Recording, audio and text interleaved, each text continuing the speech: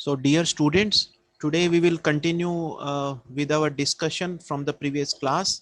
In the last two classes, we have discussed constant K filters of the type low pass filter and high pass filter. We have seen the analysis of constant K filter, or you can say prototype filter. And we have derived the design equations. I'll call them as design equations because those equations have helped us in designing a constant K low pass filter and constant K high pass filter. And we saw with the help of numerical examples also the designing of constant K low pass filter as well as high pass filter. And I hope all of you have understood the concept. And as I discussed yesterday, that filters are you can say integral and very significant component of any electronic system or subsystem. So that's why we must be aware of its designing, and this designing will help you in becoming a complete engineer, I'll say.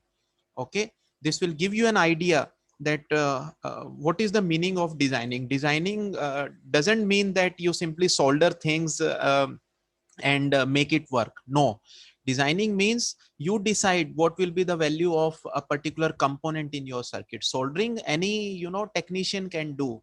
That's not exclusively job of an engineer. Designing is to fix the component value, which component is suitable, which value will give the desirable result. That is the part of designing, and this subject is in that direction only. So that way this subject is very, very important. Okay, so in today's class, after covering low pass filter and high pass filter, we will talk about band pass filter. Okay, so let me move forward.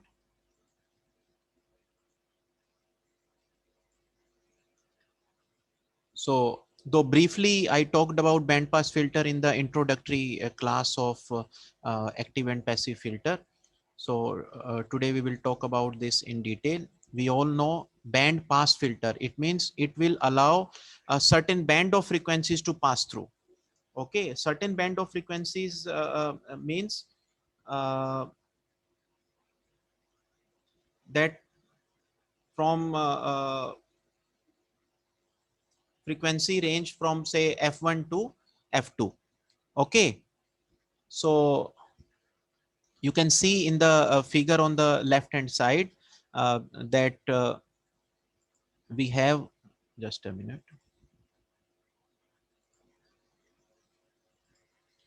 So we have one frequency F1, another is F2. So between F1 and F2 we have pass band.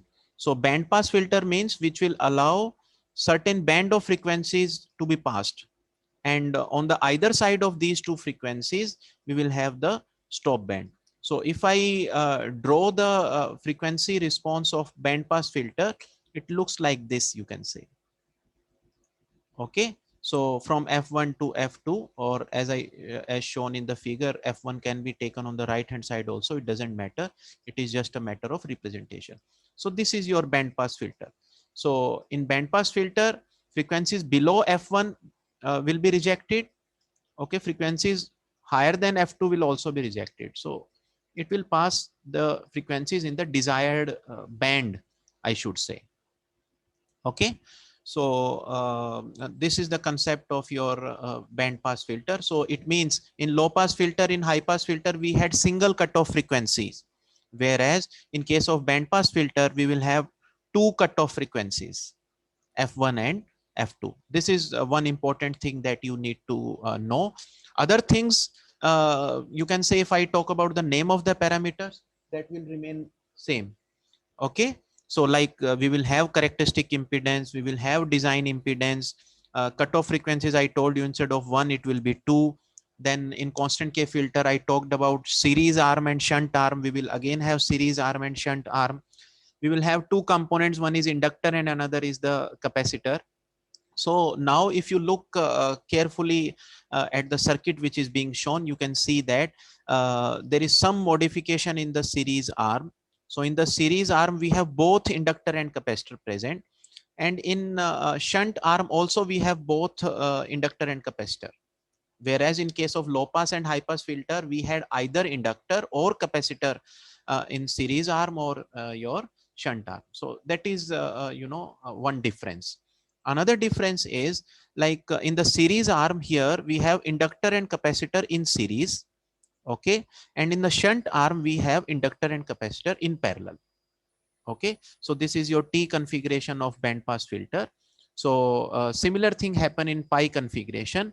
In the pi configuration we have inductor and capacitor in series, and the inductor and capacitor in parallel, they are distributed in the two branches in the shunt branch of pi configuration of band pass filter.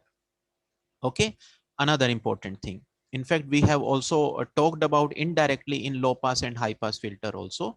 This will explain the usage of series arm and shunt arm. So shunt arm acts like a rejector circuit. Rejector circuit means you can say it will behave like an open circuit, okay, or it will reject frequencies. And your series arm, it is known as acceptor circuit. Okay, it will accept the signal. Okay, so means the series arm will behave like a short circuit, you can say. See, uh, it means like this, that your series arms, they are acceptor circuit, means it accepts whatever comes from the input and give it to output. And your shunt arm, it behaves like an open circuit. Okay, it's not playing a role in passing the signal, it's not allowing signal to pass through shunt arm. That's why it is called as your rejector circuit. Otherwise the logic of inductor and capacitor that we discussed in low pass and high pass, that same applies here in the band pass filter as well. Okay, so I hope all of you have understood the basic concepts related to band pass filter. Now let us move forward. So as I told you that once we have seen the basic concept, our next objective is to analyze the design part of your prototype band pass filter. So procedure will be, similar as we talked about in low pass filter and high pass filter. That is, first we will talk about characteristic impedance. Okay, and but the methodology, or you can say expressions, the way expressions have been derived, they are a bit different as compared to low pass and high pass. In fact, in case of low pass and high pass, we had very small, derivation, simple, straightforward. Here it is a bit lengthy. Okay, though not complex, but a bit lengthy. So you need to carefully look into that how things have been derived here. And if you stick to basics that we have talked about, then things will be very, very easy for you. Okay, so let us see. Uh, if you are able to recall, we had talked about characteristic impedance. Okay, and there we had talked about two kind of impedances. One is Z1 and another is your Z2. Fine. So here, like you see, we had discussed that your series arm impedance is called Z1. Okay, and your shunt arm impedance, it is called Z2. Okay, so same thing we are trying to identify here. What is our series arm impedance? This is equal to J times omega square L1 C1 minus 1 upon omega C1. Okay, this expression is a bit lengthy. We will see how have we derived it. And similarly, your Z2 is this expression. Okay, so first we will find out what is Z1 in case of band pass filter and what is your Z2. Okay, so let us see. So see here, we have in series arm two inductors, that is L by 2, L by 2. If they are combined together, it will become L, and the reactance of this inductor will be J omega L1. See, you also observe this thing that in series arm we have L1 and C1, whereas in shunt arm we have L2 and C2. So since Z1 is the impedance of the series arm, that's why we are concentrating on series arm. So here you see in series arm, we have inductor reactance, that is J omega L1 plus, since it is in series, so we'll have plus capacitive reactance. This is equal to 1 by J omega C1. So this is your series combination. If you take J common, you will get this. So this is very straightforward. Though when we looked at the above expression, it seemed that it's a quite complex one, but it is derived just by adding the uh, reactance of inductor and capacitor, that is L1 and C1. So this is how we derive Z1. Now what about Z2? Now see here, in Z2 is obtained by the parallel combination of L2 and C2. Okay, see here. So if we have two reactances or two resistances in parallel, what is the formula? If two resistances are in parallel, the formula is R1 into R2 divided by R1 plus R2, or you can say Z1 into Z2 upon Z1 plus Z2, or in case of reactance X1 into X2 divided by X1 plus X2. So same thing has been done here. This is your XL, reactance of inductor J omega L2. This is 1 by J omega C2. This is reactance of this capacitor. So R1 R2 or X1 X2. And here we have X1 plus X2. Okay.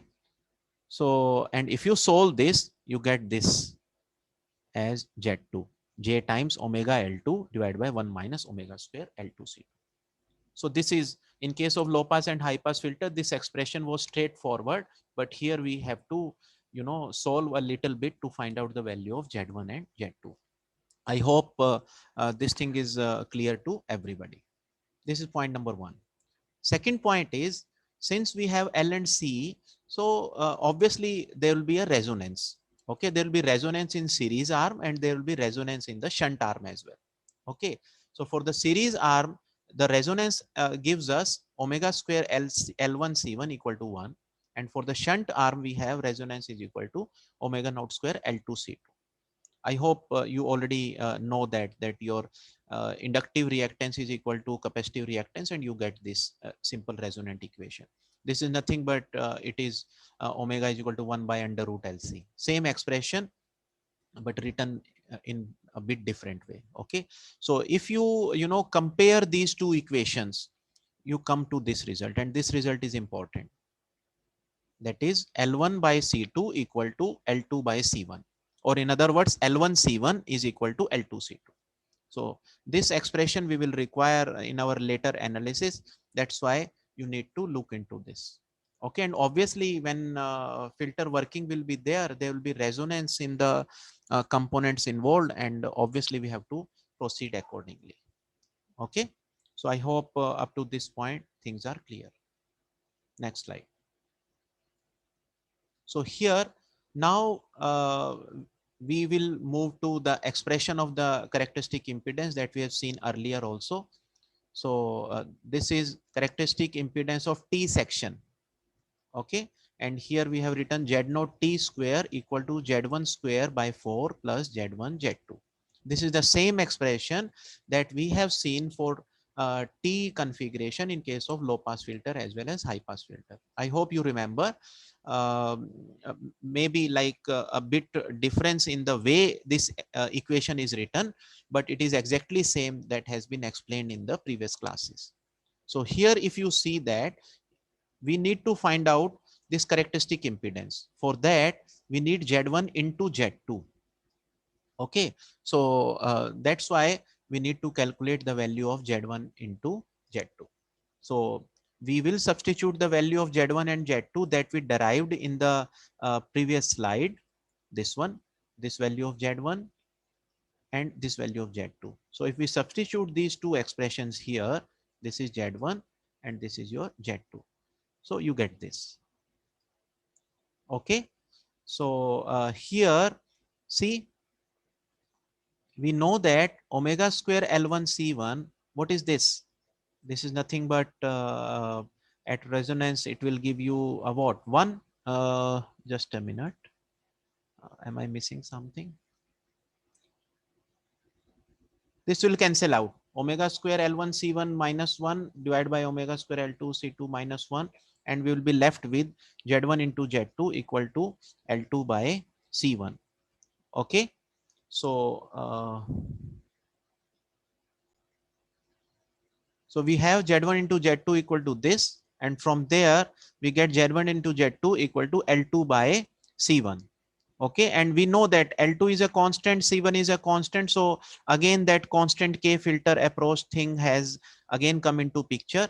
And that is the basic concept of your constant K filter. So we represent this Z1 into Z2 equal to L2 by C1 equal to R naught square, where R naught square is nothing but your design impedance. And in the previous slide, we have seen that your L2 by C1 is equal to L1 by C2. So that way, Z1 into Z2 can also be called equal to L1 by C2 or L2 by C1. Both things are, correct. Okay. So we have proved that this configuration that we are taking, it gives us constant, K filter to us. Okay. So now let us move forward. We move to this portion now.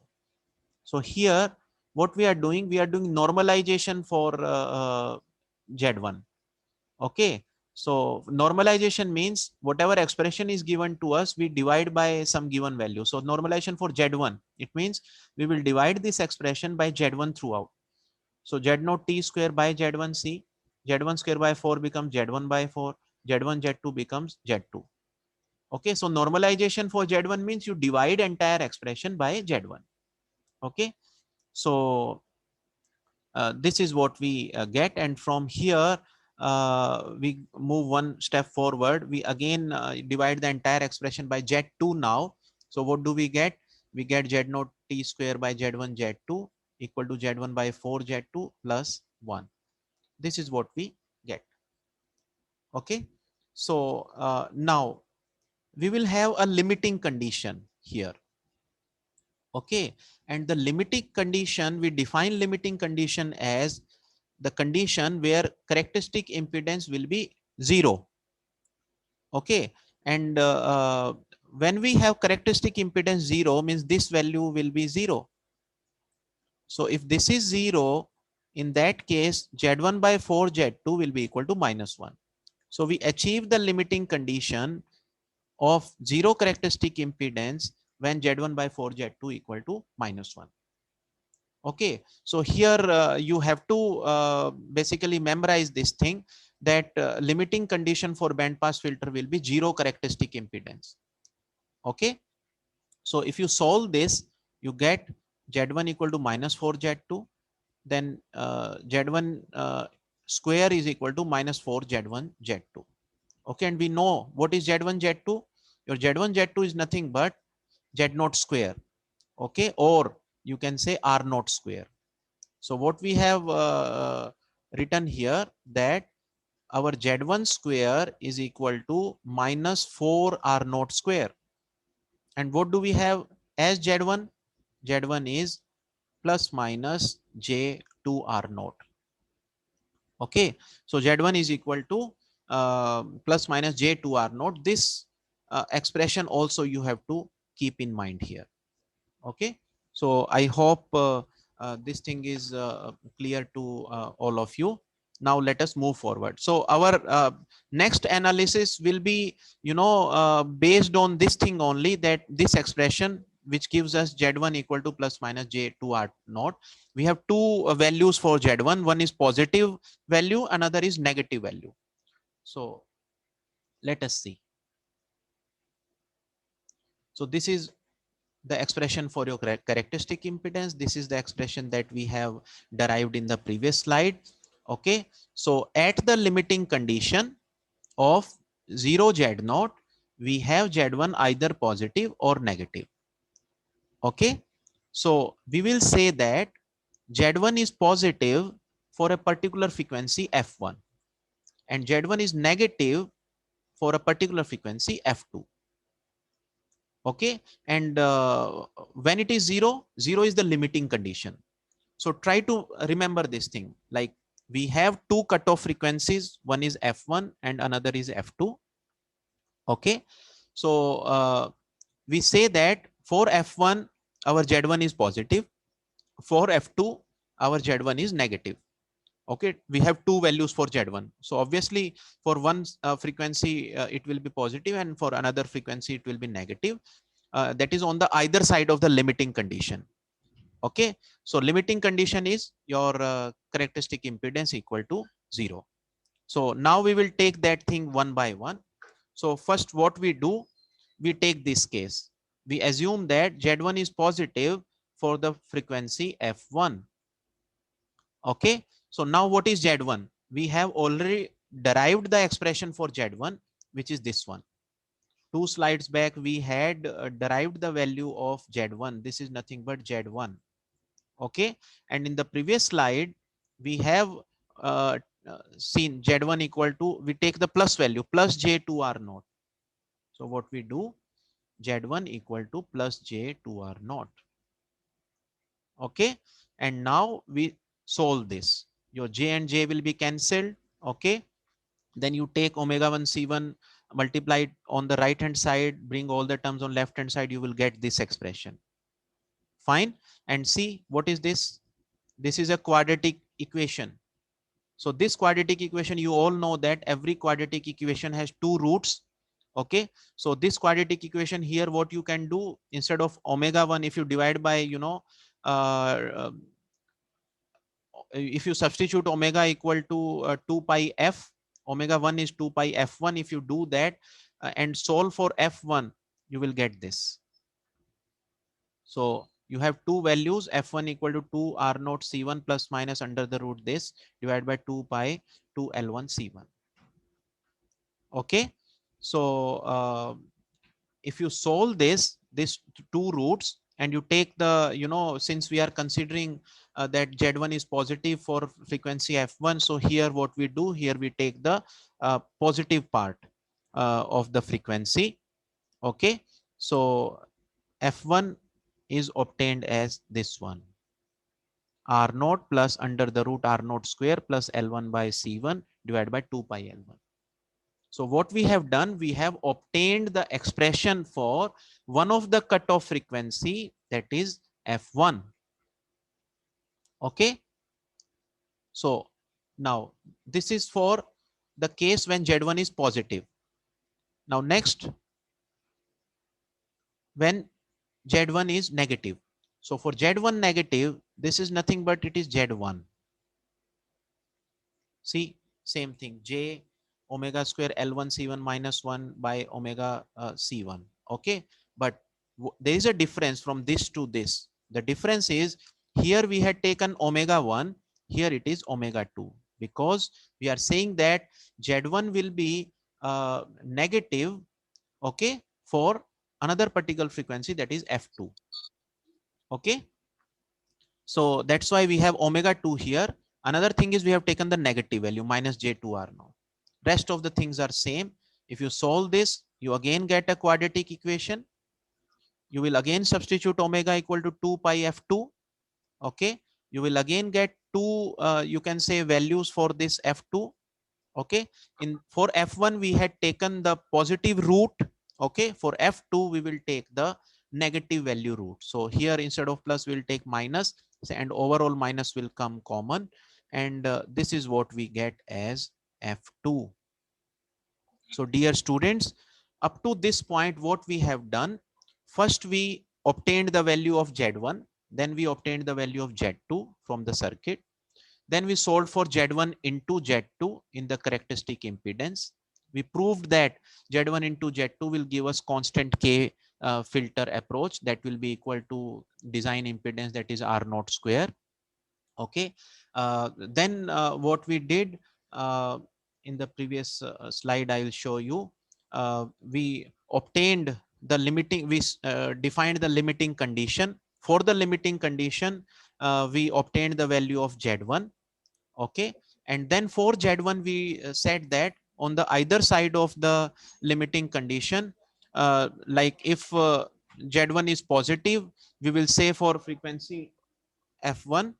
Okay. And if Z1 is negative, then we have another frequency F2. So what we have done, we have derived the expression for the two frequencies F1 and F2. So I hope up to this point, everything is clear too. So students, after deriving the value of F1 and F2, our next job is to, select the filter components. Okay. So a selection of filter components. means obviously as we did for low pass and high pass, we have to basically express the value of L1, C1, L2, C2 in the form of either the cutoff frequencies F1, F2 and your design impedance R0. So, but this will not be so straightforward. First, we have to go to some small derivations also. So what we are doing now, here we are taking Z1 is equal to minus J2R0. As we have just seen in the previous slide, that our Z1 was having two values, plus JR0 and your plus J2R0 and minus JR2R0. Okay. So here we take Z1 is equal to minus J2R0 and we substitute the value of Z1 in this expression. So this was your Z1. Okay. And see, since we are taking negative value, here we have taken omega 2. Okay, just concentrate on this point. See here, for negative value, the frequency that we had considered, that was omega 2. So same thing we have substituted here, that Z1 is equal to omega 2 square L1 C1 minus 1 divided by omega 2 C1. And this is equal to minus 2 R0. And this J has been cancelled on the left hand side and the right hand side. Okay, so if you solve this, you will get this. You can easily work out this thing after the class is over in your notebooks. Okay, then you will rearrange this equation like this. So what has been done, we have basically rearranged it in the form of omega 2 square by omega, means we are dividing this by your omega naught square. Sorry, what we are doing, we are doing this, we are substituting L1 C1 or L2 C2 by 1 by omega naught square. And what is omega naught? Omega naught is nothing but the resonant frequency. So what we have done, we have substituted this L1 C1 by 1 by omega naught square. So if we do that, we get this expression. Okay, and omega 2 square by omega naught square, it can be written as F2 square by F naught square. So we have 1 minus F2 square by F naught square. 2 R0, omega 2 is 2 pi F2 into C1. And if you solve it, this is what do you get? We have 1 minus F2 square divided by F1 F2 equal to this. Now the question comes that how come we have substituted F0 square is equal to F1 into F2, and this is what we have assumed, but nothing is assumed, everything has a logic and justification. So F0 is obviously our resonant frequency, but we have what we are doing, we are substituting this resonant frequency square is equal to F1 into F2. So how do we get that? Let me tell you. Okay, so one thing you will appreciate, that this Z1 is same at both F1 and F2. Their magnitude is same. How come? What is Z1? We have already seen Z1 is equal to plus minus J times 2R0. This is our Z1. Okay, so what is the difference? That there is a difference of only sign, otherwise magnitude wise things are same. One thing. Another thing, if we look at in the form of, you can say L and C, see what do we have in Z1 here? In this Z1, we have this Z1 at omega 1, we have this Z1 at omega 2. So apart from that, things are same. Okay, so the magnitude of Z1 remains same at F1 and F2. The only difference is the change of the sign. Okay, so we have Z1 at F1 equal to Z1 at F2, if we say that. Okay, so this is what we have done here. What was Z1? Z1 is your series impedance. So series impedance is nothing but J omega 1 L1 for inductor. This is 1 by J omega 1 C1 for capacitor. Okay, equal to, fine. We have this at omega 2. So instead of omega 1, we have substituted for omega 2. And since there was a change in sign, so in order to make the magnitude same, we'll have to put one minus sign as well. Okay, so this is what do we get. Okay, so we have basically done nothing new. We have basically presented the things that we have assumed in the previous slide. Okay, and what we are trying to prove, we are trying to prove that f naught square is equal to f1 into f2. Okay, so if you solve this, let me see. So if we solve this, this is what we will get here. What do you solve this expression? Okay, you put in, instead of omega 1 2 pi f1 for omega 2 2 pi f2, and you rearrange the equations, you will come to this conclusion that f naught square equal to f1 and f2. And I leave this simple mathematical manipulation is there to you. Okay, you work out, and if you are able to get this expression, that's well and good. And in case you are not able to, you do let me know in the next class, so that I can help you with this derivation. But it is very simple. Once you work out, you will be able to get that. Okay, so from this analysis, what is our conclusion? Our conclusion is this expression, that is 1 minus f2 square by f1 f2 equal to 4 pi f2 r naught c1. Okay, next I have again reproduced this equation as we saw in the previous slide, and this has been obtained because of this substitution, that is f naught square equal to f1 into f2. Fine.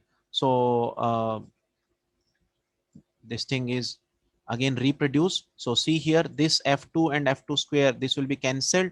We are left with 1 minus f2 by f1 equal to this. Okay, then what we do, we take LCM, it becomes f1 minus f2, f1 is taken this side, so you get f1 minus f2 equal to this. Okay, and from here you can get the value of c1. So c1 is equal to f1 minus f2 into 1 by 4 pi f1 f2 r naught. See, this is what we are aiming at. So what has happened here? We have obtained the value of capacitor in the series arm, that is C1, in the form of F1, F2 and R0. This is what we wanted. We have two cutoff frequencies, F1 and F2. We have design impedance R0. We have expressed that C1 in this form. Okay. So once we obtain C1, we know that due to resonance, L1 C1 is equal to 1 by omega naught square. So what will be L1? L1 will be equal to 1 by omega naught square C1. Okay. What is omega naught? 2 pi f naught square into C1. So what we do, we substitute the value of C1 from here, this value. Okay. This value is substituted here. This is the value of C1. Fine. 4 pi square, this is 1. We will have f naught square, and f naught square has been substituted as f1 into f2. And if you solve this, you get this. And this is the value of L1. So your L1 is expressed in the form of R0 and F1 minus F2. Very simple. So what we have done, we have again expressed your L1 and C1 in the series arm in the form of cutoff frequencies, two cutoff frequencies, that is F1, F2, and the design impedance, that is R0. Okay, I hope everybody is clear. So students, this way we have obtained the value of L1 and C1, that is the components which exist in the series arm in the form of cutoff frequencies and your design impedance. Now our aim is to obtain the value of L2 and C2. So this is how we obtain L2 and C2. This expression we have already seen, that Z1 into Z2 is equal to L2 by C1 or L1 by C2. Okay. This expression we have already seen, that our design impedance R0 is equal to under the root LC. Okay. Where L is equal to R0 square C. Okay. So here if you take Z1 into Z2 equal to R0 square for your band pass filter, that case your what is L2? L2 is R0 square into C1. This is what we get here. So L2 is equal to R naught square C1. Okay.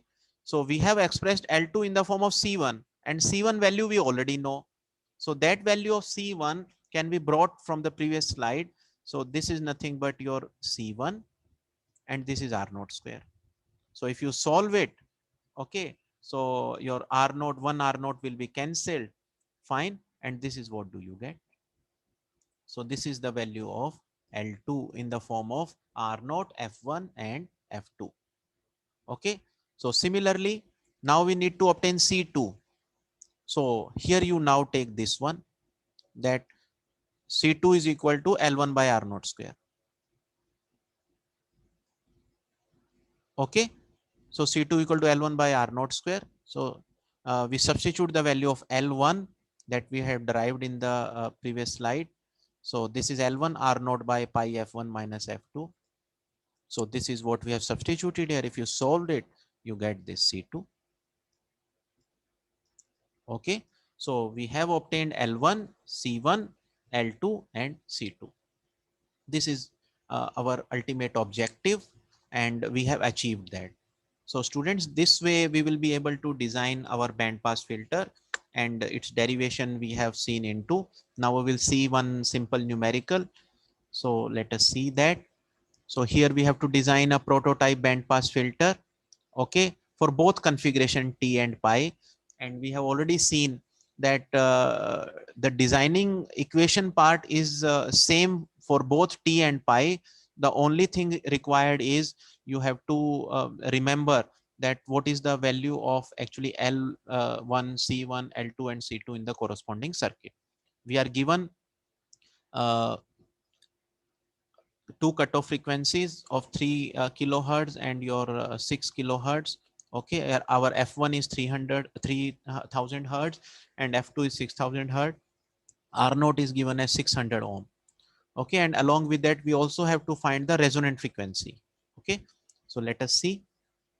So this expression we have derived L1 equal to R naught by this. If you substitute this, you get this value of L1.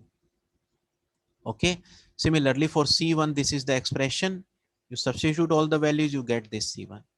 Now you have to come to the T section of this. So here you have to memorize that this inductor value is not L1 here, it is L1 by 2. So that's why we have obtained L1, you need to divide by 2. For the series arm, the value is 31.831. This is what we have represented here. For capacitor in the series arm, we need 2 C1. So whatever value of C1 we have got here, it need to be multiplied by 2 and it becomes 0.044 microfarad. This is your 2C1.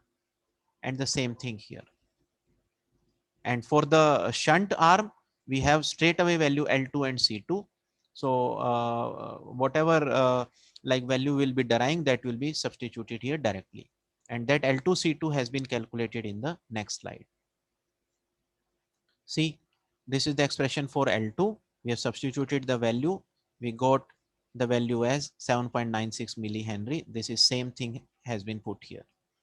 Similarly for C2, we have substituted the values. Okay. And we get 0.177 microfarad. Same value has been put. So this way we have calculated L1, C1, L2, C2, and whether it is your T configuration or pi configuration. And if you remember the structure of that, you can substitute the values accordingly, either by dividing by 2 somewhere or multiplying by 2 somewhere, or the as it is value of L and C. Now, the last thing that we required here was the resonant frequency. Okay. So for resonant frequency, we know that we derived this expression F naught square equal to F1 into F2. That gives us F naught equal to under the root F1 F2. Okay.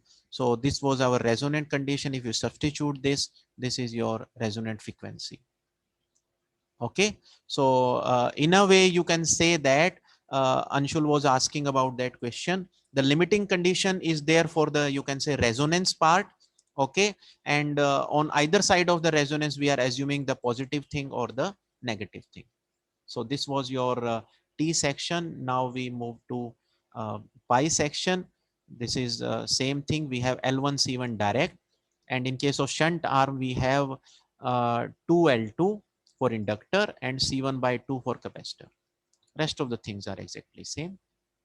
Okay, so students, that was all about your band pass filter, prototype band pass filter, and we will talk about band stop filter in the next class. Thank you.